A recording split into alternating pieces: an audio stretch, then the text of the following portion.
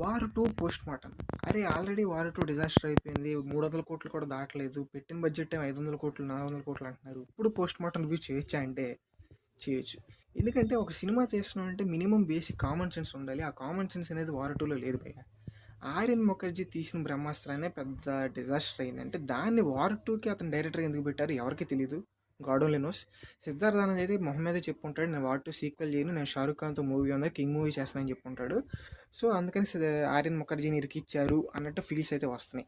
So Siddharth Anand వల్లే Pathan cinema అలా అలానే ఉంది. యాక్షన్ సీన్లు వర్క్ అయినాయి, కొంచెం Shahrukh Khan fan base work out అయింది. ఆ యాక్షన్ సీన్లే కొంచెం ఏదో అట్ట లాగేసి పతాన్ 1000 కోట్లు వచ్చేసినాయి ఫ్లూక్లో. అలాగని చెప్పి ఇప్పుడు వార్ 2లో ఏదో ఫ్లూక్లో 2 యాక్షన్ సీన్లు వర్కౌట్ అయ్యి 1000 కోట్లు వచ్చేస్తే అనుకుంటే అది ఫూలిష్నెస్. ప్రతిసారి మ్యాజిక్ అనేది వర్కౌట్ అవ్వదు. ప్రతి సినిమా బాహుబలి అవ్వదు, ప్రతి సినిమా పతాన్ అవ్వదు. వార్ 2లో కూడా అదే అయింది. చూసిన వాళ్ళే చెప్తున్నారు పోస్ట్ మార్టం. ఇక నేను చెప్పేది మన పోస్ట్ మార్టం. హీరో ఎన్టీఆర్ గారి ఇంటర్వ్యూ గాల్లో దడ దడ దడ దడ ఏరోప్లేన్లో వస్తాడు.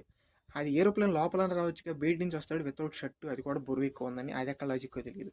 అసలు ట్రైన్ మీద కారు దిగిద్ది, కారు మీద ట్రైన్ దిగిద్ది, train car logic less senseless shit. So ఇదంతా వదిలేసిండి. యాక్షన్ సీన్స్ అందరూ చూశారు, ట్రోల్ చేశారు, గ్రాఫిక్స్ బాలేదన్నారు, విఎఫ్ఎక్స్ బాలేదన్నారు. సో మెయిన్ పాయింట్, ఒక స్పై మూవీలో బేసిక్ స్పై సెన్స్ లేదు భయ. అసలు ప్రధానమంత్రిని మోడీలా కొంచెం గెటప్ వేసి చూపిస్తారు. జెడ్ ప్లస్ సెక్యూరిటీ కూడా ఉండదు.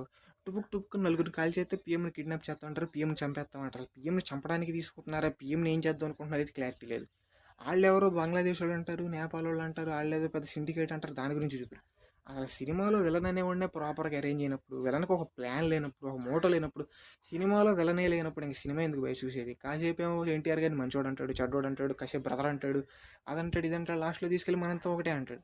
అదేదో ముందే ఏమైంది? ఎవరికైనా నేషనల్ ఇంట్రెస్టే ఫస్ట్ వచ్చింది. అది కాదు ఇక్కడ విక్రమ్ ఇంట్రెస్ట్ అంటాడు. అసలు విక్రమ్ క్యారెక్టర్ పెద్ద బొక్కలో క్యారెక్టర్ వేసాడు సిద్ధార్థ్ అన్నది. సో దీంట్లో ఏదైనా క్రెడిట్ ఏమైనా ఇవ్వాలంటే ఆర్యన్ ముఖర్జీకి ఇవ్వాలి. అతనే మొత్తం చెడగొట్టాడు, చెడదొబ్బాడు అని చెప్పొచ్చు బేసికలీ వార్ 2. సో యాక్టింగ్ విషయంలో కంప్లైంట్ చేయడానికి ఏం లేదు, కానీ ఎన్టీఆర్ గారు చాలా హార్డ్గా ఫీల్ అయ్యారు. అందరూ హిందీ యాక్టర్స్, కేఆర్ అద్వానీ కానీ, ఆయన కానీ, ఈయన కానీ, హిత్తిక్ కానీ, ప్రతి ఒక్కళ్ళు వార్ ఫ్రాంచైజీ, ఇది హైప్ స్పై ఫ్రాంచైజీలో వాళ్ళే ఉన్నారు. ఎన్టీఆర్ గారు ఒక్కళ్ళే కొంచెం south Indian vibes kind of వచ్చేసి కొంచెం ఆడ్ నోట్లో ఉన్నాడు. కానీ ఆయన లుక్స్ కూడా ఒక దగ్గర బాగున్నాయి, బాగాలేదు. యాక్షన్ సీన్స్ బాగా చేశాడు, కానీ విఎఫ్ఎక్స్ పెట్టి చెడగొట్టారు. బ్యాక్గ్రౌండ్ మ్యూజిక్ అయితే దారుణం, రోల్ రేడ్ బీజం. ఇది నాకు చెవులో రక్తం ఒకటే తక్కువ. సో ఇది భయ వార్ 2 పోస్ట్ మార్టం. తీసేవాడికి ఇంట్రెస్ట్ లేనప్పుడు చూసేవాడికి ఎందుకు ఇంట్రెస్ట్ వచ్చింది? ఆర్యన్ ముఖర్జీ కానీ ఫస్ట్ స్పై ఇన్వెషన్ చేసి దొబ్బేమంటే కొంచెం అదన్నా బాగుపడిద్ది. ఏముందిలే కానీ ఇంకా ఆల్ఫా అంటే అది కూడా పోతే ఇంక యూనివర్స్ ఆపేస్తారు, అది వేరే విషయం. సో ఇది గైస్ వార్ 2 పోస్ట్ మార్టం. తీసేవాడు ఎవరికి ఇంట్రెస్ట్ లేకుండానే తీసాడు, చూసేవాడికి నాకు ఇంట్రెస్ట్ లేకుండానే చూశాను. ఇచ్చే రివ్యూ మాత్రం ఇంట్రెస్టింగ్ ఇచ్చాను. ఈ పోస్ట్ మార్టం ఎలా అనిపించింది కామెంట్ చేయండి.